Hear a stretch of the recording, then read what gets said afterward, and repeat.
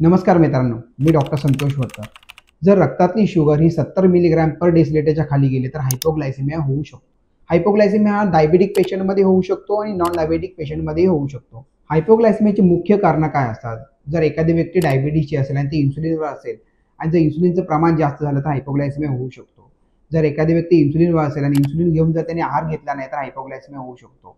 Non diabetic पेशंटमध्ये काय होतं? जर एखादी पेशंट प्रोलॉंग फास्टिंग म्हणजे उदाहरणार्थ आपण बघतो नवरात्रीमध्ये 9 दिवस उपवास केला, काही खाल्लं नाही, तर अशा वेळेस हायपोग्लायसेमिया होऊ शकतो. जर सिव्हिअर इन्फेक्शन, जर इतक्या प्रमाणामध्ये इन्फेक्शन झालं की पेशंटला आयसीयूमध्ये ॲडमिट करण्याची गरज पडली तर हायपोग्लायसेमिया होऊ शकतो.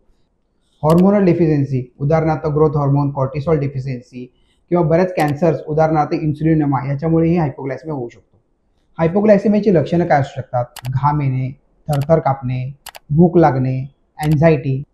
जर शुगर 50च्या खाली गेली तर पेशंट कन्फ्यूज होतो, पेशंटच्या डोळ्यापुढे अंधारी येते, कधी-कधी पेशंट बेशुद्ध होतो आणि बऱ्याच वेळा पेशंटला फिटही येऊ शकते. जर तुम्हाला अशी काही लक्षणं जाणवत असतील तर तुम्ही तुमची शुगर चेक करा आणि शुगर जर 70च्या खाली असेल तर तुम्ही 1 ते 2 चमचा शुगर पाण्यामध्ये मिक्स करून तुम्ही पिऊ शकता किंवा जर घरामध्ये कोणता फ्रूट ज्यूस असेल तर अर्धा कप ज्यूस घेऊ शकता. जर एखादी व्यक्ती हायपोग्लायसेमियामुळे अनकॉन्शियस झाली तर तुम्ही अशा पेशंटला लवकरात लवकर जवळच्या हॉस्पिटलमध्ये घेऊन जा. धन्यवाद.